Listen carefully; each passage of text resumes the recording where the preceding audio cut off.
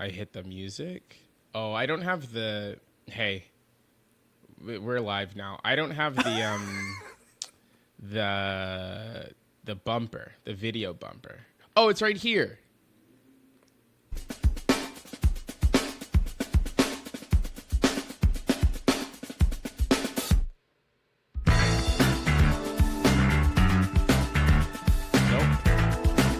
What do you know? Oh, that's horrible. When John does it, maybe John lets the whole 20 seconds play beforehand. Who can say? Anyway, welcome to Who's the to say? podcast. This is a VGB's podcast, episode 54 or 55. I've just noticed I have a pimple on my upper lip. Oh. Right there. Worst thing that's ever happened to me. Probably. Never had an eyebrow pimple? Because those are the worst ones, I think. No, I don't think so. That sounds Very terrible, painful. Lotus. That sounds horrible. An eyebrow or a hairline pimple might as well end it all. No, that sounds terrible. Welcome to the podcast. It is time for us to talk about video games. John Warren, International Space Station right now.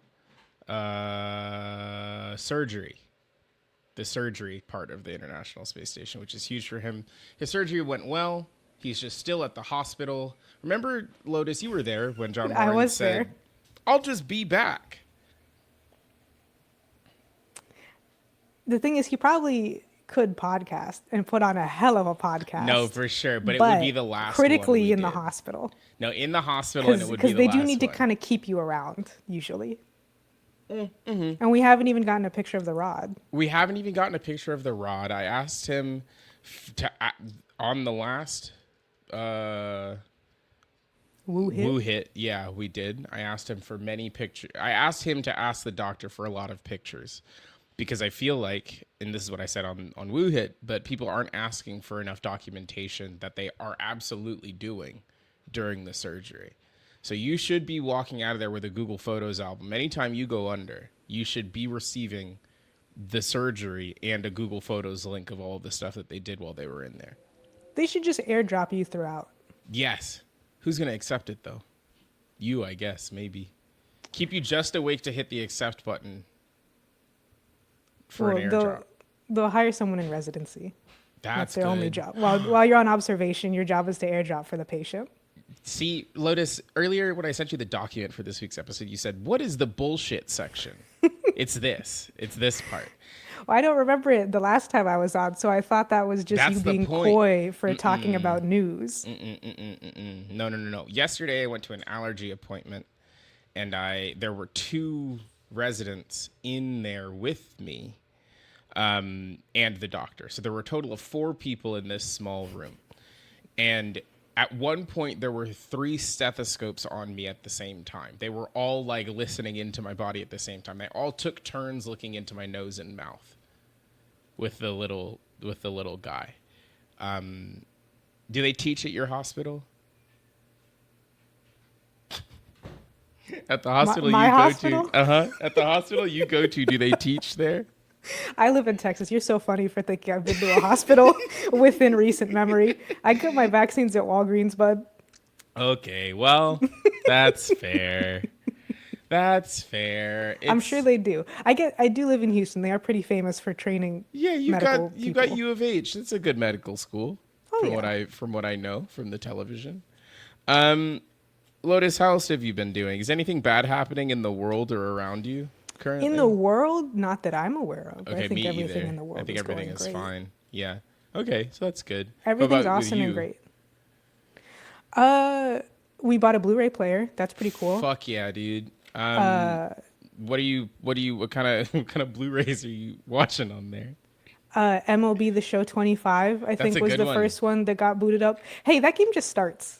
Did you know that? Yeah, no, it's you turn it on and it's like baseball. Yes, there's no intro, no nothing. No. We also we purchased the Blu-ray player because for some reason, because the Nintendo Switch 2 is coming out and tariffs are happening, it was on Mundo sale, and so we just bought one, and it came with a copy of Black Ops 6. Hey, that game's not good. No. Well, And you need to be online to play any part of it, and it's a yes. 100 gigs. Yes. We had to That delete it to part's right. download Toem. And that's the equal exchange. That's It's equivalent in it's a exchange. positive. That's what the Alchemist is about, I think. The Full Metal one or the other one? No, the other one, Paolo's joint. Well, that's good. Congrats on your new Blu-ray player. Thank you. I'm glad. I'm thinking about. I would love to be in the meeting for MLB The Show on that team because I'm sure the kind of guy who is playing that game normally isn't the kind of guy who knows what a menu is. No, and that was very apparent in the tutorial. That again starts when the game, which Yeah. is the second that you click on it. Yes, when you open it. Hey, one thing that's very interesting, kind of talking about those two guys, they don't explain what any word means. No. So my friend who has only recently started getting into baseball happened to have the controller while it was downloading and had no earthly idea what anything meant. Yeah. It's like click the left stick and press X to perform a cutoff. What does that mean? Wow, that's great. Great. Does that Cool? Is that good? Do I want that? also the abbreviations for pitches I don't think are real? It's like it's fastball, curveball, slider. But then they also get into the specific throws, like knuckle curves for some reason. The knuckleball does not exist, which, Oh. granted, no one throws it. But that means that the abbreviation that would be knuckleball is the knuckle curve instead? No, is that one KNC? I believe so. That's the thing about baseball. It's all like of the sports, it's the one that's just the most made up. Because what I they like had to about it. invent a bunch of they had to invent a bunch of numbers around hitting a ball with a stick. And that's beautiful. Like this is not me saying that it's a bad thing. No, no. I think it's great. That's why we're here. Yeah, I don't know. It's Summer Game Fest is over now. Yeah. So that was what I did last week. And nothing bad happened during that. Well, you drank that weird lemonade. Oh, that wasn't good. I thought it was limeade. It's green. No, it was lemonade. I watched them replace it at one point later on in the weekend, but they brought out another cube of it. So I didn't get to watch them make it, so I don't know what was in it. They just replaced the half empty cube with a full cube because not very many people wanted to drink it on account of the fact that it's not good. Yeah, and also just kind of a weird choice to have around. Yeah. People don't even want lemon water. I want lemon water. So they Well, I had just mean, regular people water, are they going had for fruit water. water, and then lemonade. Should we do? I have a segment in here where we go through all of the shit they gave me. Do you want to do that now? Oh, yeah. Yeah. Did they give you that Xbox? No. So Oh. every year Jeff picks a different bad color for a tote bag, but this year it's less bad than it was last year. Last year it was like piss yellow. And this year it is What kind of deep piss? purple. Like Haven't vitamin? had water in a long time. So here's the bag. It's a tote bag. What says Summer Game Fest Play It's pretty Days on hefty. it. A It's flat bottom good- tote. It is a good tote bag. It is the kind of bag that you want when you take to the beach. Is kind of the instruction manual. And inside it comes with a bunch of stuff. Every year the stuff is different, and none of it is ever any good. There's one good thing in here this year, but it isn't this. I did see these. It's for the video game King of Meat, coming from a studio I've forgotten the name of already. I'm sorry. Was it Glowmade. was it an Amazon? It is an Amazon game. Yes. The guy. I should have looked at any of my embargoes before I started Well, this allegedly they podcast. made a lot of them up after the fact. So do you Yes. really? That's a great question. Or like, no. Anyway, it's got this. King of Meat is a game by the Little Big Planet guy. He started his own studio, and it's a dungeon crawler, except you build the dungeons. It's not. It's fine. It looks an That's- awful lot like a death run. I don't know if you were ever a Gmod Yeah. death run child. No, for sure. It's one of the like. It's fine. I'm sure there's a bunch of cool tools in it. It's a good game if you like those kinds of games, it's just not for me. So anyway, that's in here. A King of Meat foam finger. I don't know if I said those words out loud. Right. Notably, is the foam finger says KOM on Yes, the index finger. on the index finger. Yeah, and then it says number 1. It feels nuts. I don't like touching it. I can No. still kind of feel it on my hands in a way More that was so than any other uncomfortable. foam finger, or I think yes. I think Okay. it feels worse, but also, Lotus, great question. I haven't had a foam finger in my hand in quite a while. they don't feel very good usually. Yeah, so maybe that's Either just too how soft they go. or too hard. This one is too firm, Okay. I think. All of the bottled water was Vault I did Tech see branded for the video game Fallout 76, which was promoting the girl update because there's fishing in it. The Fallout 76 booth was a third of a storage container, and they had a kiddie pool and some like magnetic fish in it. That's right, And I then you saw this. fished into it, and then there was enough space for 2 people to sit around the kiddie pool. It was a kind of nuts way to activate that game, but more power to them. That's what they Because did. nowhere to play the game, crucially. No, right? absolutely not. No. Nowhere to play the game. Nowhere to watch anything about the game. No visuals about the game at all. Just kind of the weird fishing thing. There's a card in here to tell you about the Razer Blade series of laptops. I took a meeting with them, and it was like being stuck in a Best Buy, where a man is trying to tell you about a laptop. So that's They good. pulled you over and said, "Do you have a house?" And you said no. And you say, "Well, are you If trying you- to get a house?" And you say, "Well, no." And you say, "Well, if you had one, you probably want solar You panels, want solar, right? It's like, no, I don't have a house still. There's a different, smaller purple tote bag, also from King of Meat, and inside of it is a baseball cap. Ooh, unlined. What says unlined, cheap, as cheap as they could get. That also says KOM on it. Now this one does look like it says come. Yeah, the other one looked like it said "come" in German, but this one, But this straight one up. just looks like it says English come. So there's that. And now I'm looking at this, and I didn't see this prior. It's a tin of mints called Battle Lax, and it's a joke Because yeah, because it's like a laxative, except it is a sugar-free mint. sugar-free. Yeah, so we're all laughing because it was a funny joke. Games have been really funny lately, Really funny lately, and they're going to continue to intentionally be really funny. as well. There's this. Is this Gang Beast or something? I have no fucking clue, Lotus. Okay. We'll open The it shape is right very now. Gang Beastly to me. This is Monster Penske from the Sandrock Collector's Edition. Do you know what that is? Yeah, I'm assuming Penske is a portmanteau of penguin and husky, which would make sense given what it That looks makes like. a lot of sense. That's really smart. Sandrock, I believe, is My Time at Sandrock, the sequel to the critically acclaimed farming romance 'em up game, My Time at Porsche.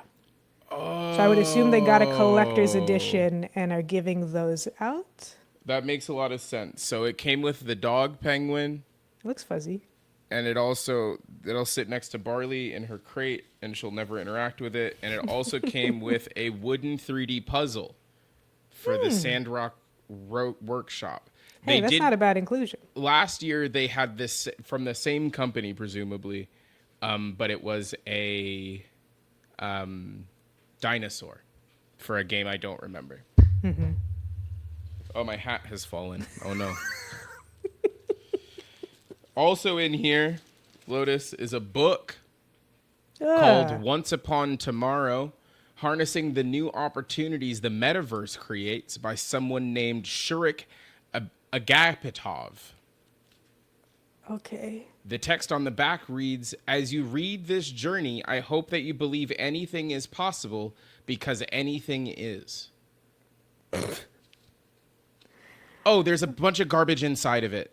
Oh, is there? I didn't open it because why the fuck would I Well, open 'cause why this would you? book? Not only look, we're gaming here. Not only do we not want to read, we really don't want to read about AI. The fucking metaverse. This is a a gaming magazine called Onimusha Pro. So this might actually be kind of fun from the friends over at Capcom. It says that you could win a trip for 2 to Japan. And What do you think they do for those promotions in Japan? you don't go. When I won the Radio Disney Grand Prize, I'm pretty sure it was rigged so they didn't have to fly anybody out because they just had my mom drive to the radio station to pick up the tickets. Okay. Because on the radio they were like, you'll get airfare and we'll get a limo and you'll be at a hotel. And because I was already in LA, they said, just come pick up the tickets. Actually, I don't even think we picked up the tickets. We were on the will call. We walked up to the window. We didn't do anything. So what did you win? The Jonas Brothers concert. Oh. The act of going. Should I enter this Onimusha 2 sweepstakes? What do you get to do when you go to Japan, allegedly? Round trip airfare for 2 to Tokyo, 5-night hotel stay in Tokyo, and then an activities guide fit for the ultimate Onimusha fan. Now, how many people do you think received this? That's what I was going Statistically to speaking, my ask. odds are pretty good, right? Statistically, your odds are pretty good if this is real and not like a kind of Like fun a bit. inclusion. No purchase. I guess or it's also payment. possible that they keep putting these out for like packs and stuff, but even then your odds would be pretty My good. odds are still pretty good. It does on the back say I have to put it in an envelope by July 31st, so I have time. An envelope? Yeah. So that's in here.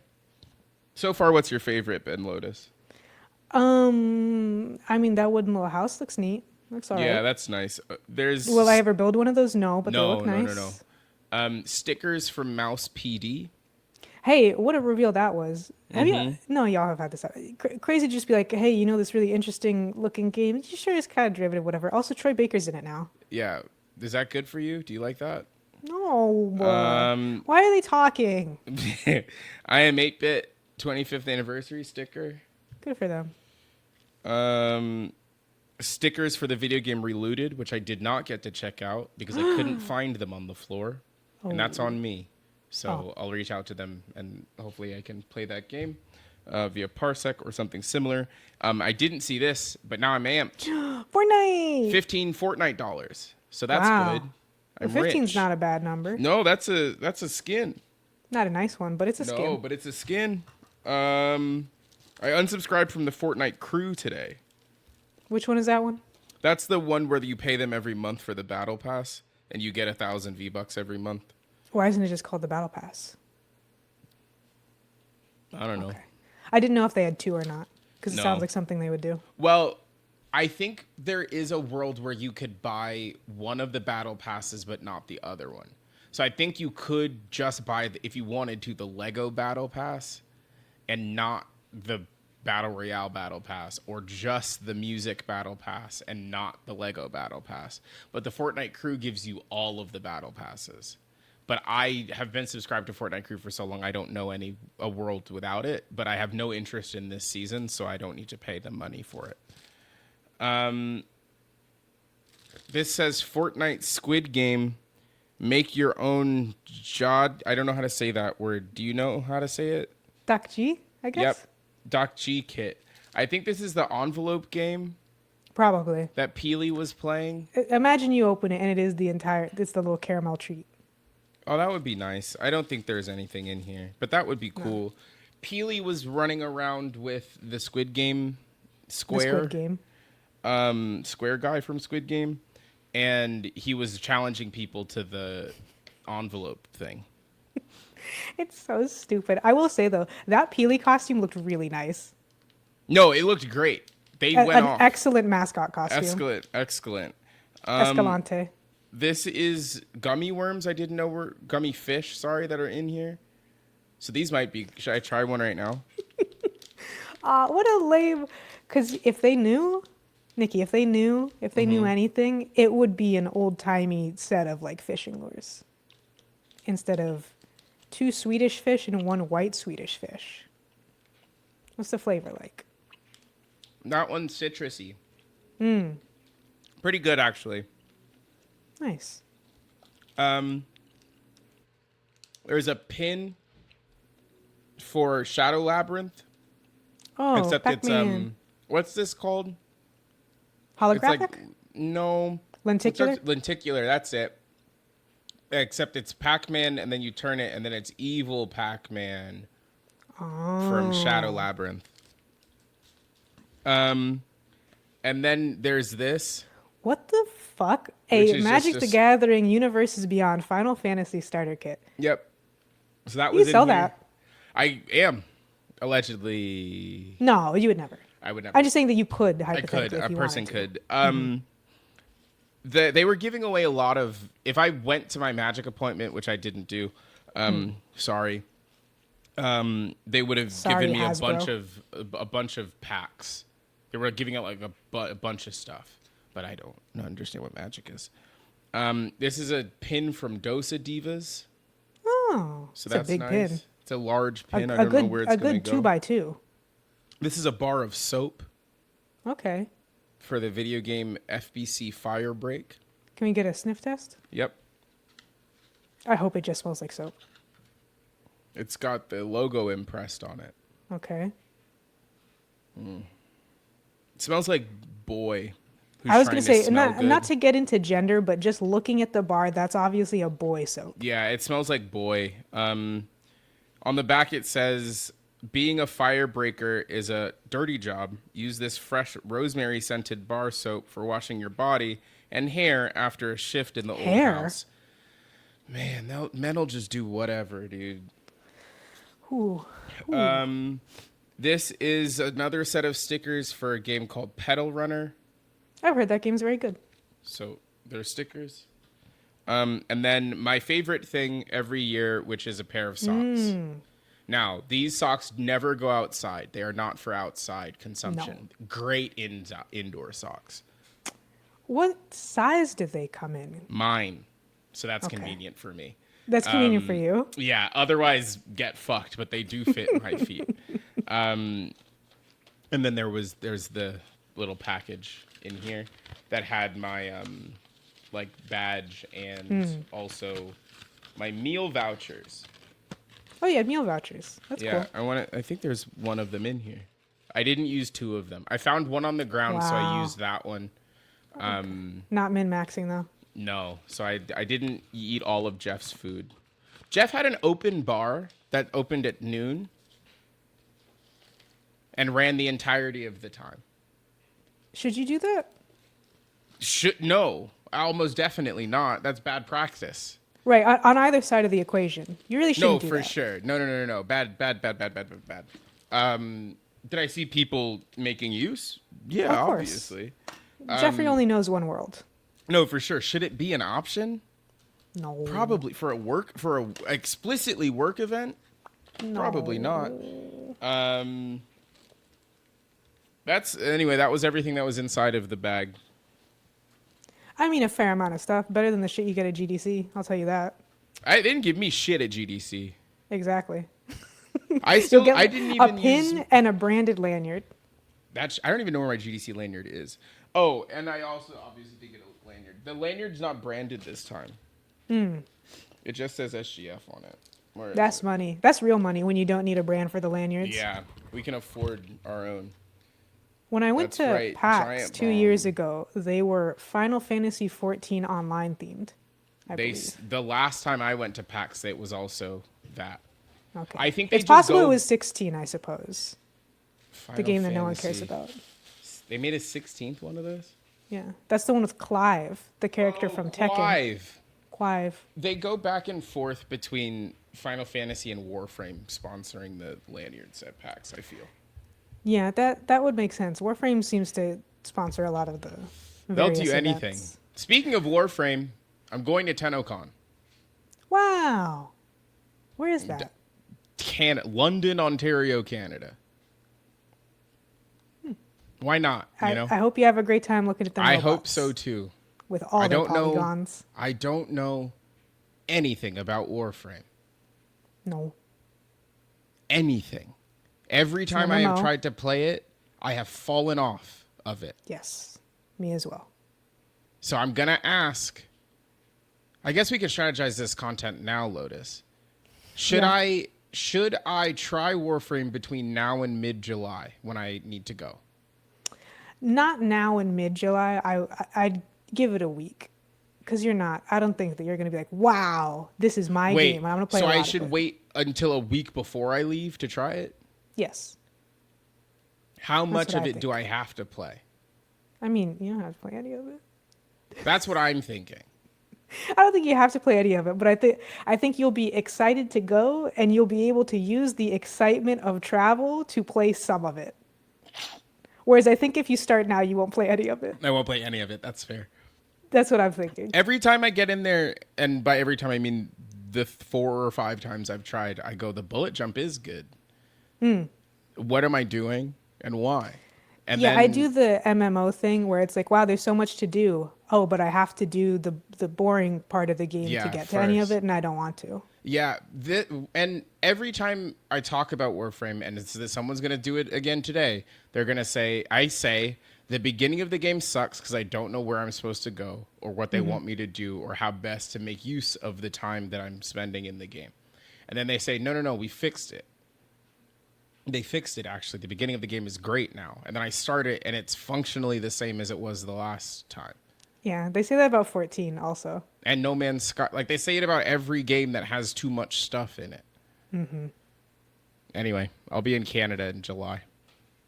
And in Warframe in early July. And in Warframe in early Be sure to July. catch Niki for the 3 Catch hours me. that they're online. You don't have you have limited chances to find Limited Niki in Warframe. chances. Oh, Sorry, I had to turn the air conditioning on. It's becoming hot in here. Should we talk about the news, Lotus? I guess. MindsEye's great. Is that People love it. Nothing bad is happening with the game. It works. People aren't saying that it is this generation's Assassin's Creed Unity.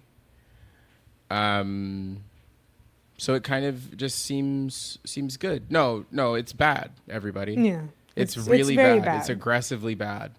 It's an open world game but there's no open world. So that's good. It's really poorly written. It's poorly acted. It's technically a mess. They are handing out refunds on that game on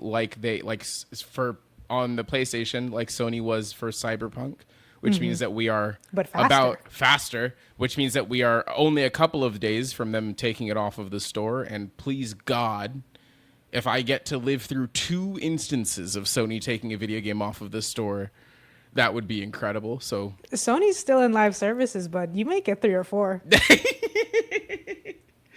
Look on the bright side. I didn't even think about Concord being taken off of the store as them taking it off of the store. And I don't know there's why also that like is. hyenas, which kind of halfway counts, I think. Oh, that does halfway. Did it ever hit the store, though? No.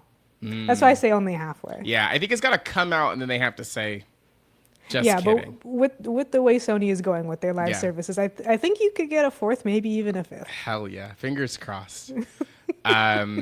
Yeah, no, it's tough. Someone earlier, I think actually it might be one of the Hive questions, someone was like, John should play it. No, I'm going to play it, Yeah. actually. But the important part of the question was, how do we make John play it? You'll play it of your own volition, so they're not That's true. interested. They're not interested. That's so fair. I'm going to play it for the website. So stay tuned for that. Yeah, you very strategically asked John as he was going under if you could expense it. Yeah. Which is so funny because there's no expense system. No, there isn't. I don't know how I'm going to collect on the $59.99 that I gave Build a Rocket Boy because they didn't give anybody code other than people that they paid. Yes. Streamers. So that's good. That's a good sign. Are you going to play it? Are you going to pick it up? Lotus, I know you No. love these kinds of... Oh, I don't think so. okay. Are you sure? Well, maybe once the UGC, user-generated content, There takes it off is. for this Yeah. epic new platform everywhere. Yeah, that's Perhaps really... I could be convinced. That's really smart. They could put something that you like in there. Yeah. They could put the entirety of Gmod in there. I'd go, wow, I love the hidden, and I always have. Always have. Finally, a new way to play the hidden. Never have not liked this. What else? They sold a lot of Switch 2s. They did. Game consoles are strange. Yeah, really weird. It went from there won't be any of these anywhere So to there's way too many. actually just walk into Target, Every Best Buy has a warehouse full of Nintendo Switch 2s that no one is using. which feels impossible because again, the narrative was we've shipped a bunch of them already to America, but also everybody pre-ordered one and they're gone. Yeah, I also like I don't know anyone who has one who doesn't do this for a living, which is weird. Is that true for me? I think that is also true for me because, and I was having a conversation with one of those people because they were under the impression that they weren't going to be able to get one Yes. because they're not plugged in. Like the idea that like they bought their consoles during their Switches during the if they hadn't purchased it prior, they all bought it on Amazon during the pandemic, right? So it was just like, you want the thing, you go buy the thing. Nobody is checking to make sure that they're in stock or not. But with this, it was like you had to do some work, and regular people aren't going to do that work. No, that, and I also think regular people living in regular sized cities probably know that they're just going to have them. Like, Yeah. You living just in walk in and go Corpus get Christi, one. Texas, I Yeah. never had a concern that there would not be enough Switches Yeah. around. No, for sure. Even Yeah. though there's one GameStop where in the Yeah. area that I lived in. Yeah, no, I can throw a rock at 2 different Targets that had them. Don't And say then, that, Nikki. You're in LA. They're watching. oh shit. I can't throw anything anywhere at anything. Never. Never have. Never will. They've sold the Wii U sold insert number. I didn't really research, but because I never do. But the Switch 2 has already sold a quarter of the total number of Wii U's that Nintendo sold. It's been 1 week. Yeah. So that's nuts. That's just like, what can you do? It is an unbelievably underwhelming experience using the Nintendo Switch 2. Not in a Yeah. way that's like, it's not bad. It's just the Nintendo It is just Switch. the Nintendo, like it is just the Switch. It doesn't feel like it does anything differently. It does things better for sure. But like you play Mario Kart and then you're like, okay, well, I guess that's it. My sister came over today. We played Mario Kart for a while, and then I showed her Zelda, and she was like, I've never seen this game before. So I was like, oh, so you don't understand how much better it looks? And she said no. And I said, okay, do you want to play Switch Sports? And then we played Switch Sports for an hour and a half. It's just almost as if. It's almost as if it's just another Switch. So, yeah, I don't know. Do you think you're going to pick one up anytime soon, Lotus? Or are you going to wait? I don't know if I'll minute. get one at all Ever? unless I need to for work or something, which if they ask me to play it, we have plenty of people who have Switches, is what I'll say. Because, yeah, I didn't particularly care for the experience of owning the Switch one. Yeah. I'm very happy that people's favorite games are now running so well. Yeah. I think that the state that they released in was unacceptable, which is No, why I for don't have sure. my first Switch anymore. Yes, no, So, for I'm sure. kind of burned on them, and I don't really care. Absolutely. Yeah, if I have to listen to another person go Pokemon Scarlet and Violet are great now, I'm going to fucking explode. That's the one that's so crazy to me. It's like They still look bad. they still look, the only thing that's different is that it runs at 60 frames a second. That's it. The game still looks bad because there's no art direction. It's Yes. empty. Yes. And the game itself is boring. Yes. Like they didn't fix any of this stuff, and now we're like, the game's press is trying to do like revisionist. Actually, Pokemon Scarlet and Violet were good the whole time. The only thing that was bad was the way it looked and the way it ran. Huh? Yeah, and it's interesting because even for the people who are really hot on Scarlet Violet, when that game came out, it wasn't this is the best Pokemon game ever. It's this game is awesome for 6 hours and then an absolute fucking slog for 12, and then the Yeah. ending's decent, and people have gotten really into the competitive again because of terrestrialization. Yeah. And that's it. And that's it. There's an Ed Sheeran song baked into the video game. Dad, I told you about my Scarvi story. I stopped that game and I gave up. I was just like, I'm not having a good time. I'm done with it. I was in front of the person that I needed to talk to start the end game. So I picked it up after and I did the end game and I was like, wow, that sucked. And then the credits song is by Edward Sheeran.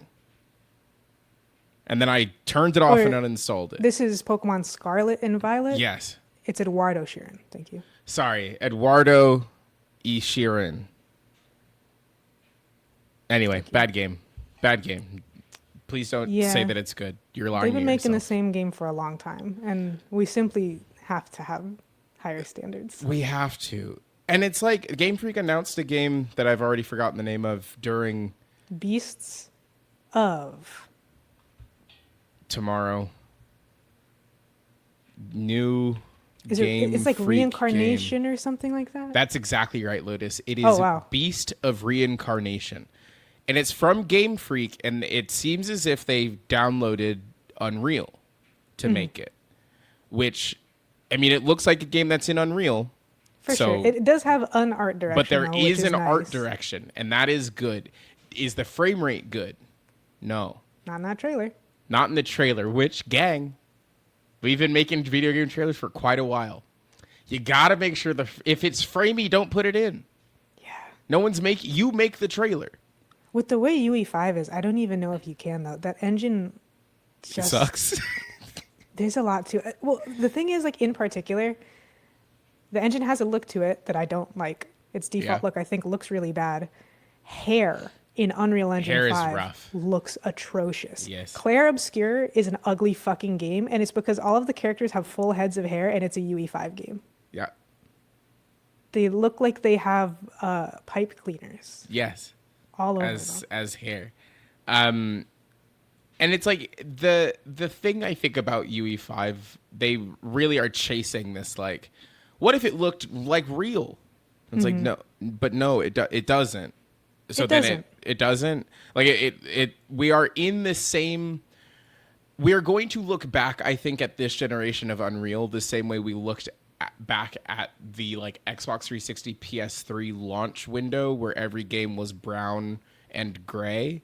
Yes. And like you look at a game and you're like, that game came out in 2007. 100%. You're going to look at like in 10 years, we will, if we are around, we will look at games in UE that were made in UE5 and say, wow, that game came out in 2024 or 2025. And the thing is, Nikki, I'm already doing that. No, for sure, right? Like these games. It's so obvious. Yes. The art style is Unreal Engine 5. Yes. You look at the Silent Hill 2 remake and you go, it's Unreal Engine 5. Oh, it looks real now. Yeah. The art style is it looks real now. It looks real now. And that's not, it doesn't. It doesn't and it never does. The only good game, I'm trying to think, are there good games in UE5? There's only like games? 10 of them so far. Do you think we can come up with that list? If you Google Unreal Engine 5 games? Yeah, that's what I'm going to do. Games made in UE5. I think some of the difficulty of it is because of when UE5 came out, there's teams who switched to UE5 in the middle of development. Yes. So those games might look okay because they were making them as if they were making a real game and not a UE5 game. Not a UE5 game, yeah. Hot Wheels Unleashed turbocharged. Okay. Fortnite. Of course. I guess a lot of stuff on UEFN is UE5. Technically. Tekken 8. Oh, that's right. Does that game look good? I would say yeah. Okay. The thing is, Tekken doesn't exactly have a lot of competition in the looking good department because every fighting game is the ugliest fucking thing anyone has ever seen. Yeah. Did you like the way that Marvel one looked, though? Yes, that one looks nice. That is Arxis. They know what they're doing. Yeah. That could be UE5, and they just are like, well, we'll keep doing the same thing. But in the new one. What's that game called? Marvel... Tokon Fighters. Tokon Engine. Yeah, I was watching... I have a friend who's really into Street Fighter, and I just watch them occasionally in like Discord and stuff, and I'm like, I can't get over how Street Fighter was cream of the crop, number one of the most beautiful games, period, to ever exist for its first 3 installments. And by 3 installments, I mean 20, but they were numbered 1 through 3. Yep. and then it looks horrible. It doesn't It's look a very horrible looking game. good. Yeah. And the thing is, this game looks better than the last one by a lot. By And a it's still lot, really and horrible it's still looking. tough. Yeah. Tekken 8, I think, looks good. I think it's a decent medium between anime nonsense and looking quote unquote real. Real. The Yeah. one thing that's really tough is it's like man muscle. Men are muscular, and Yes. because they're anime men, they have muscles on muscles. Yeah. Watching, I think it's Law, which again, still extremely funny to this day. His name is Martial Law. Marshall, that's really good. That's a good bit. Law's intro, one of his intros, is just him like puffing up his cheeks because he's flexing so hard, and all of his muscles look. He looks like a not even like a dodgeball, but like all of his muscles look like actual ropes going all across the interior of his skin. It doesn't vile. look like muscles. It is disgusting. Vile. The human body is disgusting. You But should the be human allowed body to doesn't say even it. do that. They said, "What if it got worse?" What if it got worse? I'm looking at this list still. Avowed. Some of Avowed looks good, but then other parts of Avowed look like Unreal Engine 5. And that feels like it was because it was, like you said, started before it was UE5. Yeah, the skin is really tough in that game. Yes. The skin is really tough in that game. The hair is okay. I heard the hair's pretty good. Yeah, So- the skin and any kind of smooth thing, sometimes Yeah. including characters. Yes. That green guy looks awful. The green guy does not look good. He's so shiny. The scales are not scaly. It looks like a kid picks.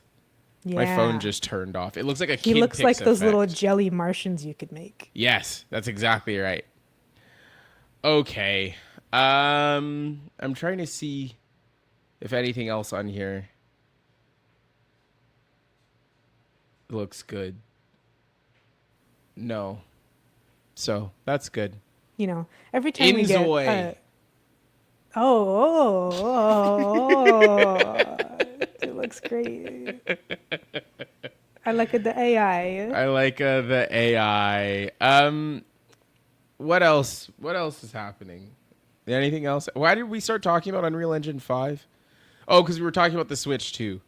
Yeah, we were talking about the Switch 2, and then we talked about Scarlet Violet, and then we Yes. talked about Game Freak's new game, Beast of Reincarnation. That's And right. we got to UE5. They're And making I'm always it- down to hate on UE5. No, fuck UE5. They're making another Silent Hill. Are you Yeah. excited? They're remaking this one for the second time. That's how you know it's worth it. Oh, it's a remake? It's not even new? They are remaking Silent Hill 1, which they have crucially already done at least once. Okay. And this That- is still the kid runs into the wall falls over team, right? Yes, well, everyone was so excited about how good a job they did on Silent Hill 2 Remake, the Unreal Engine 5 game that has virtually nothing to do with Silent Hill 2 and will permanently make the original version that everyone actually likes unplayable. So they're doing another one. Everybody say thank you, Konami. Thank you, Konami. Konami and Bloober Team. Yeah, two match made in heaven. In a way, I guess it is.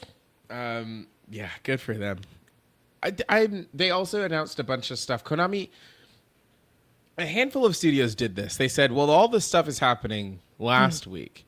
So what we'll do is we'll do it this week is when we'll announce all of our stuff, which is like, I think a normal, okay. I don't think it's a bad decision. That's something I was thinking about when trying to catch up on showcases is like, there's not a single normal human being on Earth who can keep up with all of this stuff. No. Because I can barely keep up and it's technically my job. Yeah. Yeah, I So, work like, here. I work here. There's no reasonable way that any person could be watching this. And so I'm like, wondering about the future economics of Summer Game Fest and if for smaller games it is even worth it being here anymore. No, probably not. It probably And hasn't It been. costs a lot. Like, it costs so much to be in the big showcases. It costs a lot, and sometimes it seems that you're told that you're being in a big showcase and then you don't end up in that big showcase. That was interesting. That Hey, was Roman nuts. Sands Rebuild is coming out on September 12th, everyone, and they also announced that Paratopic is getting a remake / sequel / pack-in triple package on the same date. So that's exciting. That's great. And was that in the IGN beforehand where they were actively like, listen, None of these games matter, which is a crazy thing for them to say, considering they got Dude. paid about it. It's crazy. Just to make this super clear for anyone who doesn't know, IGN has a show called IGN Live that they Yeah. do once a day, every day during Summer Game Fest. And, Which is so separate from SGF. Like, but somehow also involved with it. It's so yeah, awkward. it's a weird relationship. It's that like a these two 3D things Venn have. diagram that doesn't connect from Yes, certain angles. yes. It's so odd. Crucially, in years past, what they would do is they would have a pre-show, like a lot of people do, where for an hour the stream is up, a countdown is on, and they're just playing like random trailers. Like if it had gone on normal style this year, they would have played like the first Superman trailer that was already out, and Yes. a bunch of shit like that. Instead, this year, that pre-show was occupied by exclusive announcements, including the opening section of the pre-show stream was like 10 minutes of movie and TV stuff that Yes. was all exclusive. Yeah. And then they went into game stuff. And the entire time, I think 2 presenters appeared for approximately, maybe a combined total of 50 seconds. Yeah. And in the top right corner, there was always a thing that said IGN pre-show and had a countdown, making Yeah. it very clear to you, the viewer who's just joining, that this is not worth watching. This is Yeah. just the pre-show. Nothing real is happening. Yes. Even though This people's very explicit real stuff was happening. real exclusive stuff No one made that them is never do going to be that. mentioned anywhere else. No, like no one made them. They didn't Do do it that. last year.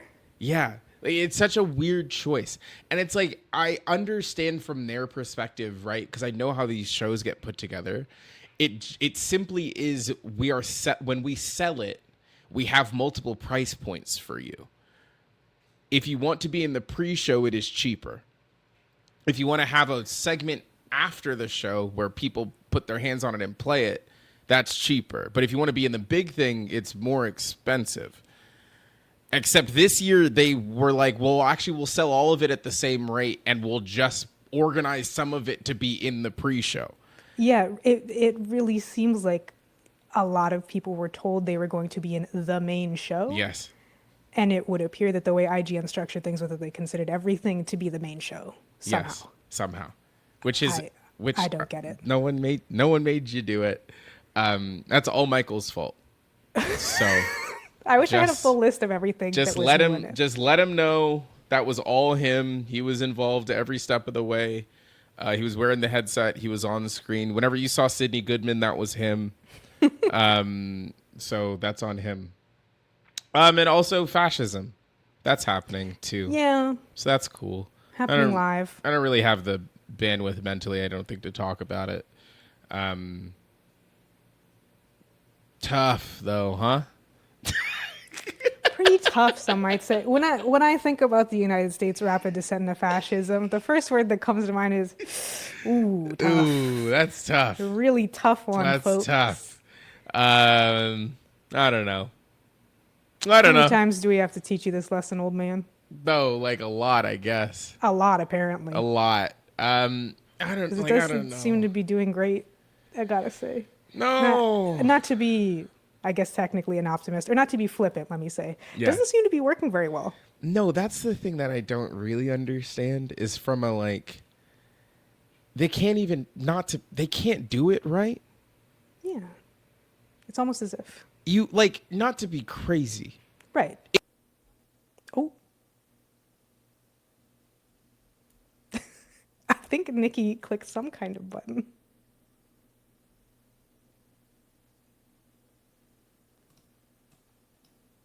They fucking got me. It's because you were talking about them targets They earlier. fucking got. That's exactly right. No, it's not. If you're gonna do an oppression and you are the state, it isn't. It actually is not difficult. No. It's really easy. We've done it a bunch of times. We've done it so many times. So In then other countries. In other countries. So then to be in a situation where you're getting got by people who have modified fire extinguishers to shoot paint like it's Splatoon, and you're getting pushed back and you're like, well, there's nothing to be done. Gang, I don't know what the fuck. I don't know. Do better, I guess.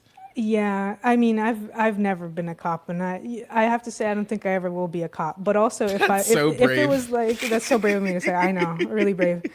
If I was like, I get paid, like I'm a Marine. Yeah. I get paid $35,000 a year, and in 10 years after I get my leg blown off, they might give me a Camaro. And you want me to deal with this shit? Yeah, Are you like fucking kidding me? no. No, I'm simply not gonna. I'm simply gonna stand there and not do No, it. stand there and not do anything. So I think like if you are searching for any sense of hope, I guess, in the face of this thing that very obviously and very clearly is bad, understand that the people who are trying to do the violence and are doing the violence are so unbelievably incompetent that they can't do it well. So if you look to your left and to your right, which is the thing that I was talking about on the Giant Bomb couch, and are like, okay, well, how do I help the people next to me? That is going to do much more for you and your community than it is going, and those bonds that you create will be stronger than anything that the institutions that are trying to break those bonds are going to be able to muster. So Yeah. Importantly, part of the incompetence is on the optimistic side because a lot of people who were very competent said this is horseshit and left and left, because they simply decided not to be a part of it. which is like no, like no, How do no. you how do you do it How do this you bad? like that's like the person who was in charge of the Consumer Protection Agency quit this week. I was like, no, you understand who you're getting replaced. You quitting does not mean that the organization goes away. They're going to put someone worse in there. You could do nothing for longer. Gah, gah, gah. Elected officials will not save us. No. So stop thinking that they will. Except vote for Zoran if you live in New York City. You should do that. And don't vote for anybody else. Just put one in that. I don't know how ranked choice works, TBH. But I think if you just put one and then leave the rest of them empty, I think that's a good way to move. I don't know how ranked choice. Do you know how ranked choice works? No. They barely let me vote. That's so real. That's so real, Lotus. Time for the games section where we talk about the video games that we have been playing.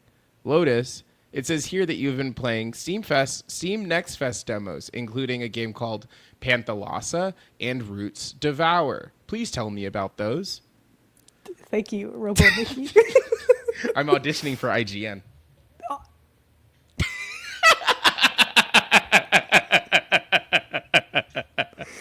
I plead the fifth. No, I've been playing a lot of Next Fest demos. These are like the two I wanted to talk about. I still have a jillion more to play because that is always how this works.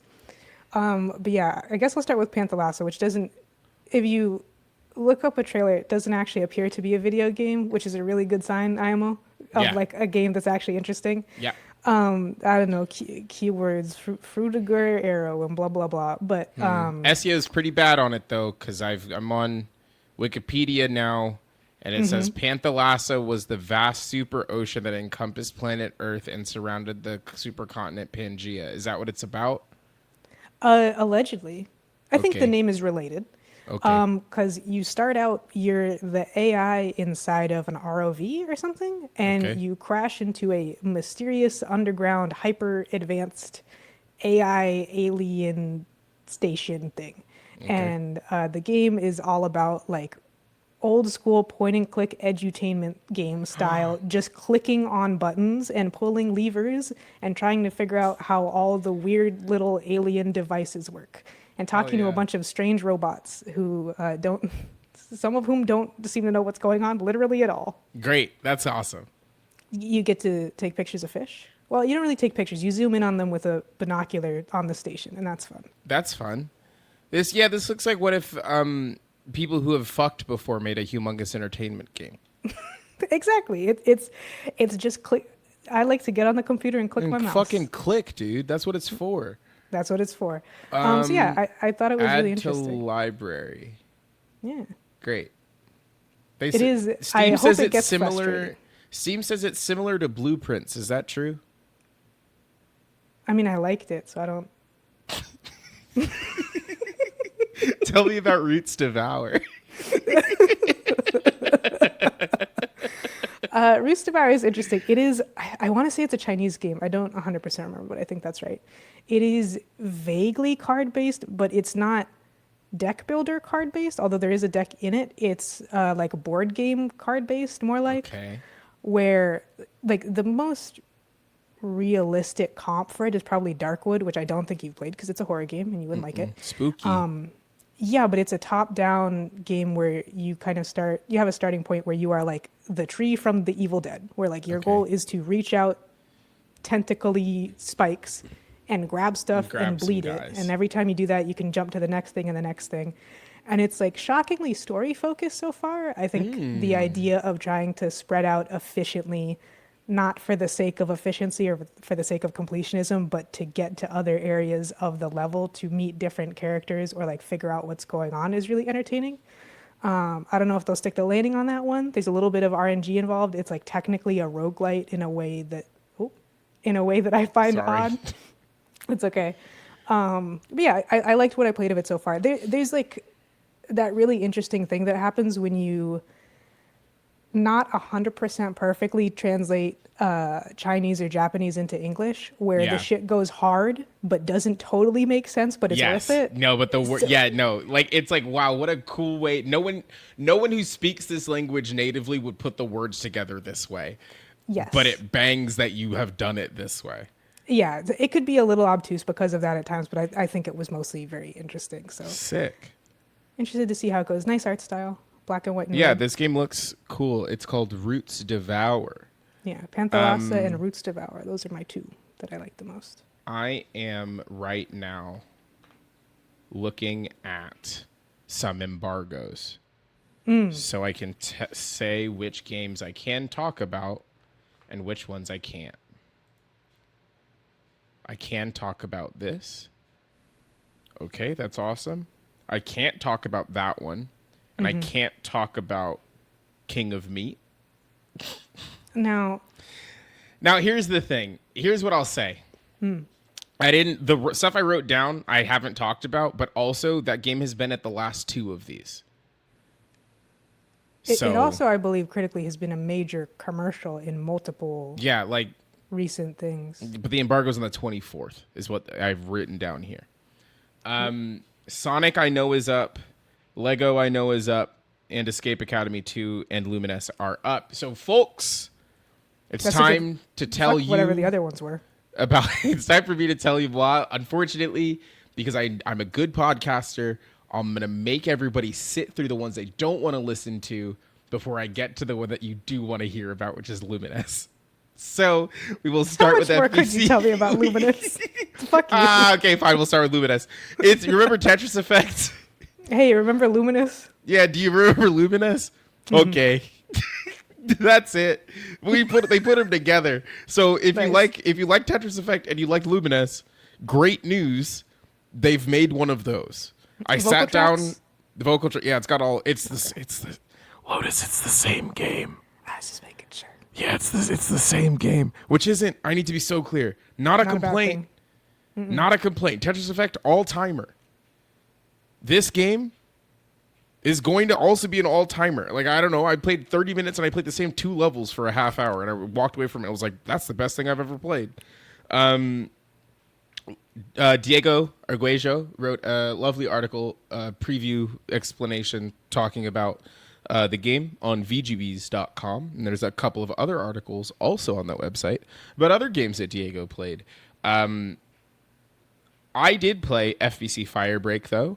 Which is the 3-person cooperative multiplayer not Team Fortress, Left 4 Dead-like co-op shooter based in the Control universe from the Remedy team. It is actually, I just said it's Left 4 Dead, and it is kind of Left 4 Dead, but it is much less Left 4 Dead than I thought. There's a lot of systems in it. It's like very systemic, like systems driven. There's a bunch of status effects, and there are 3 classes that you can be, and each of those classes is in charge of one of those status effects, and then those status effects influence the way that the map works. So we played on this level where there were a bunch of post-it notes all over the room in the office. They talked about it a lot. Yeah, they talked about it a lot. And it was kind of honestly shocking to me that that's the level they had us play because of how much they have talked about it. But whatever. I guess that's true. It's the one that's done. But also I got code for the game today, so unclear. The post-it notes, you get the post-it notes wet, they take damage easier, you clear off the post-it notes from the wall, you do that part of the job, then you progress to a more of a traditional Left 4 Dead. You run around, you shoot some guys, and if you get too many post-it notes on you, you turn into a boss that your friends have to fight in order to free you before they can revive you. It seems like a good one of these. One of the things that the producer, whose name I've forgotten, I'm sorry, who was leading the demo, was they said very specifically that they wanted to respect how much time you had. So they were like, you can get in and get out in 15 minutes if that's how much time you have. Or if you want to sit down for a couple of hours, that's also okay. You can change the length of the jobs. So that's cool. Updates are coming. All the post-game content is free. I'm just reading you my notes now. Mm-hmm. The only paid stuff is cosmetics. So that's good. And that's probably because they got the bag from Microsoft and Sony, because this game is in Game Pass and PlayStation Plus Extra and whatever the fuck. So it doesn't matter if the game sells well. Is kind of also, my understanding. Part of it is realizing how rapidly and negatively the broad consumer base reacts to anything other than even the presence of MTX, but especially anything other than MTX being paid is, I think it's increasingly being made as a long-term business decision. Yes. For games that are not going to be Fortnite. Yeah, it's tough. It's really nuts that Fortnite is the only one. It's the exception, smaller teams I think are understanding this, but bigger teams are not, which is something that we've talked about on this show many times. So many things, so many big studios, the EAs, Activisions, are trying to be Fortnite, not understanding that there is one Fortnite and it's Fortnite. So you have to do something different. And if you try to do the same thing, it's not going to work. I played Dos Divas, which is from the Thirsty Suitors folks, Outer Loop. I liked Thirsty Suitors a lot. It is a game that I did get to the point where I was like, I get it. So I felt not bad about putting it down, which isn't like a knock on the game, like literally at all. But I was like, I understand what it's saying. I like the things that it's saying. I probably should be playing something else. But this game is closer to a Paper Mario than Dosa Diva or than Thirsty Suitors was. And I like a Paper Mario. It's turn-based combat where you have in combat actions, like timed actions that make you do better. There's like 3D exploration spaces, and the thing that is cool about this game is that when you're running around the open world, it's not really an open world. You're running around the map. You're picking up ingredients, and then there is a Mario Party mini game-esque like spirit world zone that you go into with your sister and your god robot, and you hang out in that zone and you make dosa. And depending on what ingredients you picked up, the dosa does different things, and it changes the effects that that you have when you enter a battle. All of the food, the setup for the game is that all food, home cooking is basically illegal because your third sister is the president of this food slop company that makes all the food in tubes. Everything is Soylent Green and the roach bars from Snowpiercer. Yes, it's exactly right. So that comes out in early 2026. That was a demo that I played, and I was like, seems like this one's pretty close, gang. It seems like this one's pretty close. Because I think I might have mentioned this on WooHit, but like the demo that I played was so polished that it had an in-game 30-minute timer that before I hit when I hit A, before the timer started, I watched a cutscene. Then the cutscene ended. Then my timer started. At the end of the 30 minutes, I then watched a second trailer. for the video game, and then it kicked itself back to the main menu to start the next person. And I was like, gang, you've had time to do this one. This isn't a vertical slice you're running over to play days with. Like, I think this game was supposed to come out in the fall. You said we've got to push it for GTA, and now it is. Sorry. I played Toem 2. You ever heard of Toem? Love Toem. Lotus. Girl, you know I was number one Toem Yes. promoter Yes. when that game came out. I also really like that game. This game is more of the same.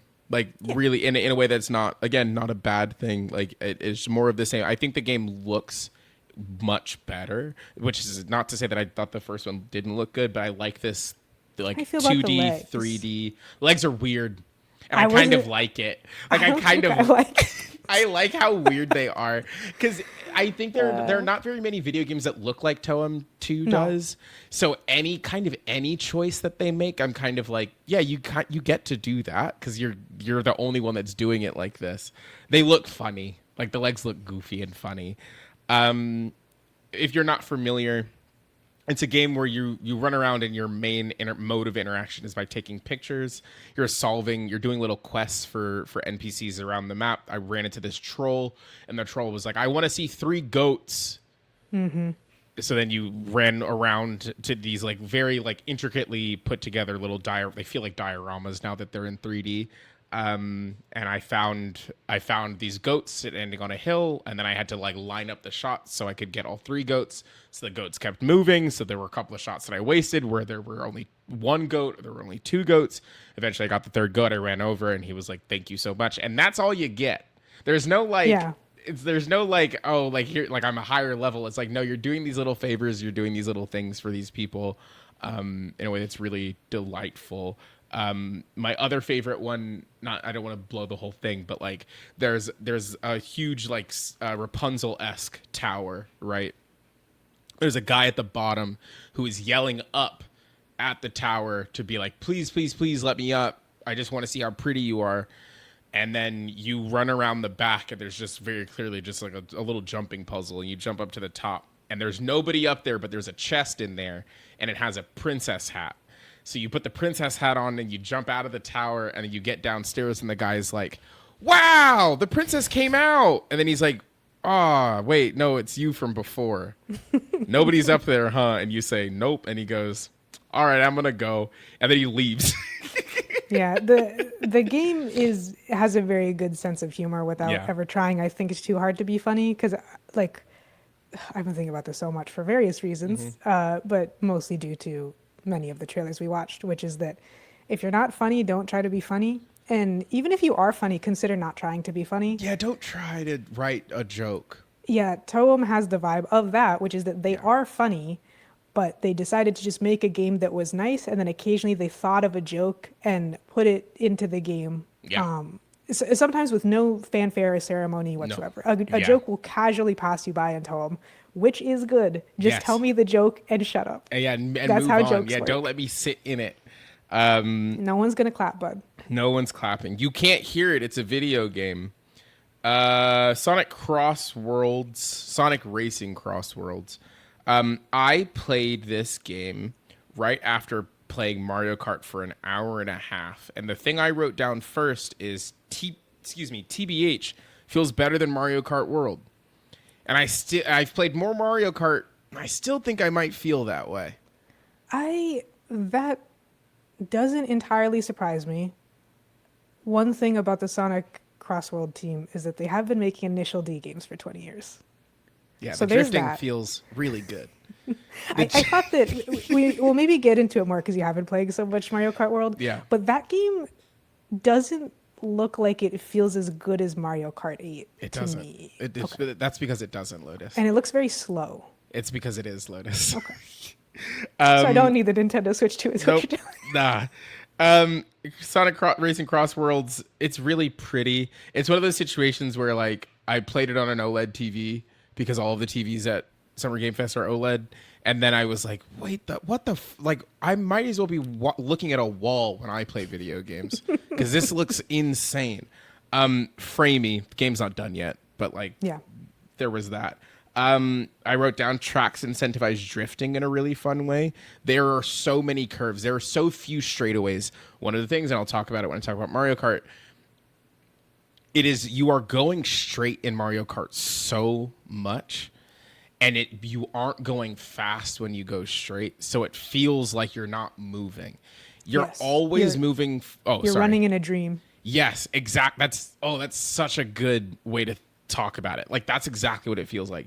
In Sonic Racing Crossworlds, you are constantly drifting, you are constantly moving forward. Something is always happening. And not from a, like, there's other racers throwing shit at you. Yes, that stuff also happens, but, like, it could just be a racing game also. It could just be yes, exactly. I like their previous game a lot. Sonic and All-Stars Racing Transform. Yes. That game felt extremely good to play. Yes, really, really good. And I didn't play Sonic Team Racing, which I think was the one that was in between those two. But Sonic All-Stars Racing Transformed it's better than whatever Mario Kart was out at the time. I mean, it was 8 because that game's been out for 15 years. Oh, that's crazy. I'm exaggerating, but I think it's over 10. It's 10. I think it's like 12 years old. Something like that. That's nuts. There's a lot of customization. There's more customization in this than there is in Mario Kart. Did you see SpongeBob? Spyongbib, not in there. Not confirmed yet, but he is coming. But I did play as Cream and Cheese. Oh, I forgot that they're in there. For the Sonic heads, that's huge. That's huge. Which Cream I think and is Cheese so are funny. in there. She's so cute. Yes, I played as her. She talked about Mother and Amy a lot. Happy Pride. Happy Pride. No, if only I had a Mother and an Amy, you know? How nice that would be. The thing about this game is that it has a perk system, not unlike the pick 10 system in Call of Duty. Which also FBC Firebrick has a similar system. I didn't mention. It's really cool. So you get 10 slots and there's all of these perks, and you can have a normal perk, a upgraded perk, or the most upgraded perk in FBC. And if you have the most upgraded perk, then everyone on your squad gets that perk. So it's a trade-off because you have less, but then everyone has it. So there's that. In this, it's pretty similar. You get a card that has 6 slots, and each of the perks that you can pick are worth anywhere between 1 and 3 slots. So you can stack them in different configurations 1 through 6, and they are really playstyle altering. So they had the laminated card that every one of these stations has that tells you what the controls are and what the game is about. They had a couple of like default ones. And the PR person, Alexa, was like, here is the one that I play as is that it's this. And she pointed at it. And it was, if you hit anybody, you get rings. If you hit anybody, you get a speed boost. And if they hit you, they slow down.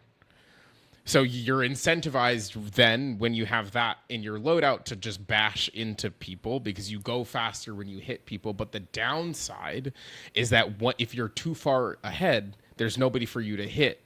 Right. So they're all, like, the balance of it actually did feel really cool. There was another one that was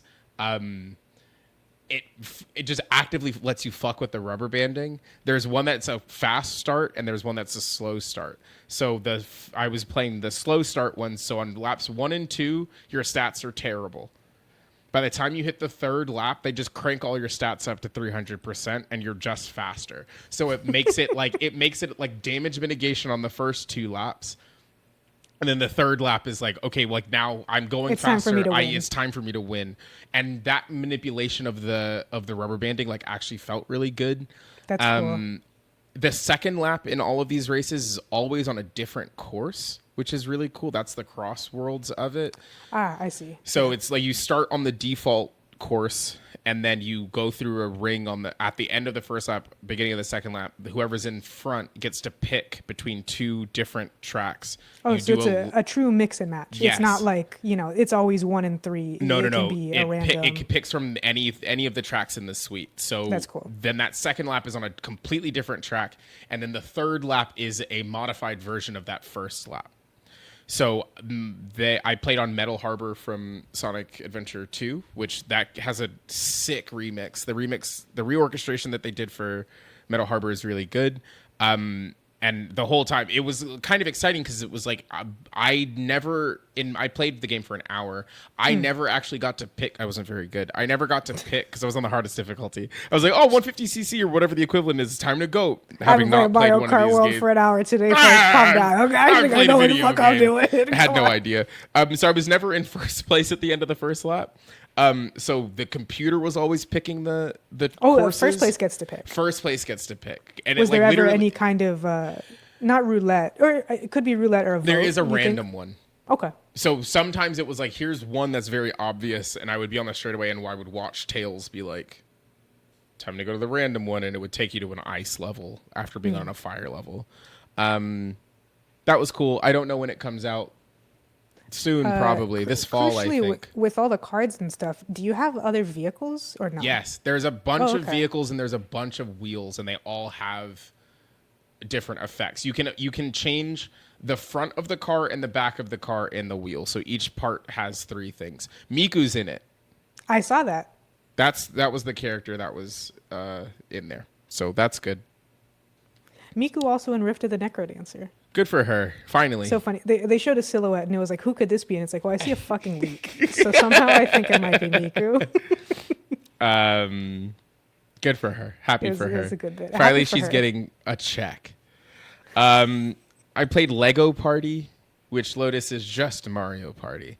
In a way that is like...